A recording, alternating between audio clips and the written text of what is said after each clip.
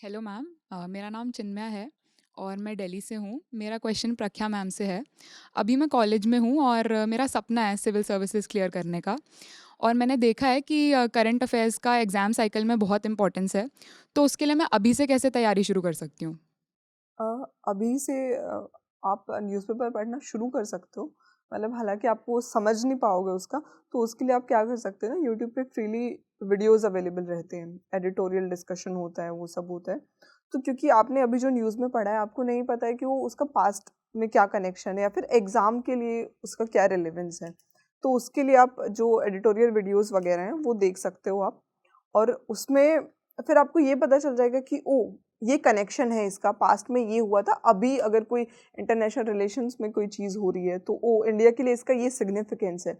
तो धीरे-धीरे आप अंडरस्टैंडिंग डेवलप कर लोगे। तो ये पॉलिटी, आईआर बाकी सब चीज़ें आप समझ लोगे, लेकिन इकोनॉमिक्स जैसे जो टॉपिक्स हैं, उनके लिए आपको थोड़ा-सा इकोनॉमिक्स आप अभी साथ में अगर पढ़ना शुरू कर सकते हो, तो वो थोड़ा-सा कर लो, है ना?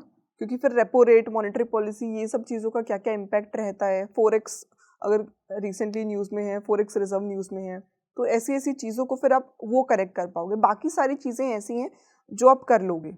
अगर आप एडिटोरियल डिस्कशन वगैरह देख रहे हो तो आप समझ जाओगे कि ओह! एक टाइम के बाद ऐसा होगा कि न्यूज़ में भी अगेन चीज़ें रिपीट होना शुरू हो जाती हैं। मैं डेली न्यूज़ एनालिसिस तो देख ही लेती थी कि यार चलो मेरे को न्यूज़ पता लग जाएगी, और ये ना फिर बाद में जाके आपकी ऑडियो विजुअल बन जाती है। तो कल को जैसे अब क्या होता है, करंट पेपर को मुश्किल बनाने के लिए वो 2 साल पुरानी चीज़ पूछ लेंगे, वहाँ आपको फ़ायदा होगा। बिकॉज अगर आपने रोज़ एक न्यूज़ फॉलो करी हुई है, तो एक न्यूज़ 2-4 दिन तो न्यूज़ में चलती ही है, तो तब तक आपको वैसे ही पूरी उसकी अंडरस्टैंडिंग हो जाती है, तो नोट्स नहीं भी बनाओगे तो चलेगा। बट रोज़ करना करंट के लिए ये है कि मतलब कुछ लोग मंथलीज करते हैं, उसको रिवाइज करते हैं, वो तो भाई हो नहीं सकता। नहीं, वो तो तो मैंने भी नहीं करा था, मैंने वो भी नहीं बहुत किया ज़्यादा। था। सी करंट अफ़ेयर्स का एक ये भी है कि मुझे लगता है कि बच्चे बहुत ज़्यादा ध्यान देने लगते हैं एक टाइम के बाद कि स्टैटिक वो भूल ही जाते हैं कि स्टैटिक भी है। जबकि अगर आप हर साल का पेपर एनालाइज़ करो, तो करंट अफ़ेयर्स से ज़्यादा आए होते हैं स्टैटिक। बट हमें करंट इसलिए याद रहता है क्योंकि हमारे क्वेश्चन्स नहीं बनते, तो हमें लगता है कि अरे बाप रे! इतने सारे करंट अफ़ेयर्स आपने पूछ दिए। बट स्टैटिक बहुत सब्सटैंशियल अमाउंट आता है। सो सिर्फ़ एक इन्होंने जैसे बोला कि न्यूज़पेपर बहुत, और आप अगर कंटिन्यूअसली कर रहे हो ना न्यूज़पेपर, रिपीट भी हो रहा है, आपको वो याद भी हो जाएगा एक टाइम के बाद, तो यूल बी लाइक अरे ये तो कुछ ही दिन पहले आया था न्यूज़ में, ठीक है। बट ओवर फोकस मत करो उस चीज़ में, स्टैटिक बेस होना चाहिए आपका, करंट अफेयर्स एडिशनल है। हेलो मैम, मेरा नाम श्रिया है और मैं भी दिल्ली से हूँ। मेरा सवाल अपराजिता मैम से है कि मैं रिपीटर हूँ और पहले मैंने कोचिंग भी करी है और इस बार मेरा सेकंड अटेम्प्ट होगा। तो मैं ये सोच रही हूँ कि मैं इस बार ही फिर से कोचिंग करूँ या सेल्फ स्टडी करूँ। तो इसके लिए मुझे आपकी स्ट्रैटेजी चाहिए कि आपने जब अपना प्रीलिम्स के लिए सेकंड अटेम्प्ट के लिए प्रिपरेशन किया था तो कैसे प्रिपेयर किया था? सेकेंड अटेम्प्ट को तो अरसा हो गया वैसे, पर चलो I try. I have fortunately, so my brother is also in civil services. तो मेरे पास हम दो एग्जाम्पल्स हैं, one who did coaching and clear the exam, one who did not do any coaching and clear the exam. तो मैं आपको ये बता सकती हूँ कि एक पॉइंट के बाद ना coaching doesn't help, because you have to read by your own, see you have to grow your mind. क्योंकि कोचिंग वाले क्या करेंगे, आपको थोड़ा बहुत समझा देंगे, सिखा देंगे, बट उसके बाद तो यूज आपने अपने आप से ही करना है ना। तो फिर अगर कर ली है तो आई डोंट थिंक कि बार बार सेम चीज़ करने से आपको कोई फ़ायदा होगा, first thing. Second thing, but problem कहाँ हो जाती है, ये मैं सब बच्चों को एक जेनेरिक बात बोलना चाहती हूँ। बच्चे ना गड़बड़ ये कर देते हैं कि वो ना ज़ीरो पे होते हैं, they don't even know the world of UPSC, and वो कोचिंग कर लेते हैं। इट्स लाइक कि ट्वेल्थ के बच्चों को आप सब पढ़ा रहे हो, ट्वेल्थ की एनसीईआरटीज़ के अलावा आप उनको पढ़ा रहे हो कि मेन जेई मेंस में क्या आना है, इसमें ये उनको बेसिक्स ही नहीं पता।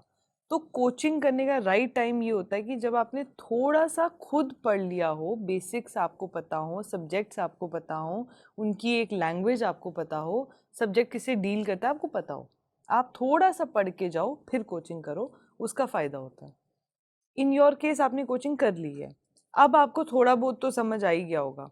Now you don't need to go for any coaching as of now, because अभी अगर आपको ये डाउट आ रहा है ना सेकेंड अटेम्प्ट में, that means you are not ready for the exam, and you will be ready when you reflect and absorb, and for that you need to sit.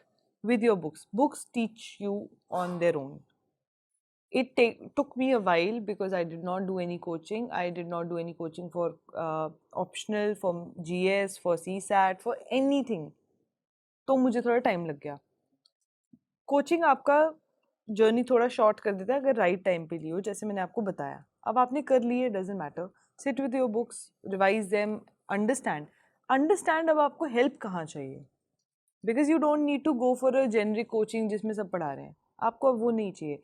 आपको चाहिए कोई आपकी हैंड होल्डिंग करे in the right places.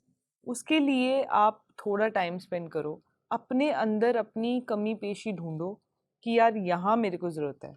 Accordingly कुछ tailor made course ले लो, वो आपके लिए ज़्यादा बेनिफिशियल है as compare to going for a coaching again. It would not help you. Ultimately आपको खुद पढ़ना है, अल्टीमेटली आपको अपने खुद के दिमाग से वो आंसर्स लिखने हैं और अपने माइंड को ग्रो करना है. बिकॉज वहाँ पे वो ऐसी चीज़ें पूछेंगे आपसे जो कोचिंग वाले 2 साल बाद पढ़ाएंगे, बिकॉज वो ट्रेंड देखेंगे फिर पढ़ाएंगे.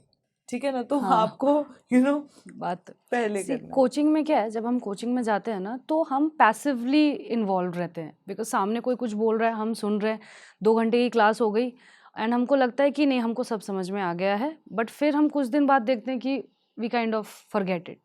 सेल्फ स्टडी क्या होता है कि आप एक्टिवली इन्वॉल्व होते हो, वो ज़्यादा आप रिटेन रख पाते हो जब आप सेल्फ स्टडी कर लेते हो.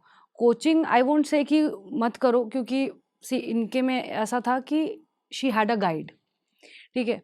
अब जिनके पास कोई गाइड नहीं है उनका ये, जैसे मैंने PSIR की कोचिंग ली, ठीक है, बट मुझे ये लगा कि एक बार अगर आपने ले ली, आपको पता चल गया कि अच्छा ये चीज़ें मुझे पढ़नी है, ये सिलेबस है और ऐसे मुझे कोरिलेट करने, उसके बाद sit with your notes, sit with your basic books.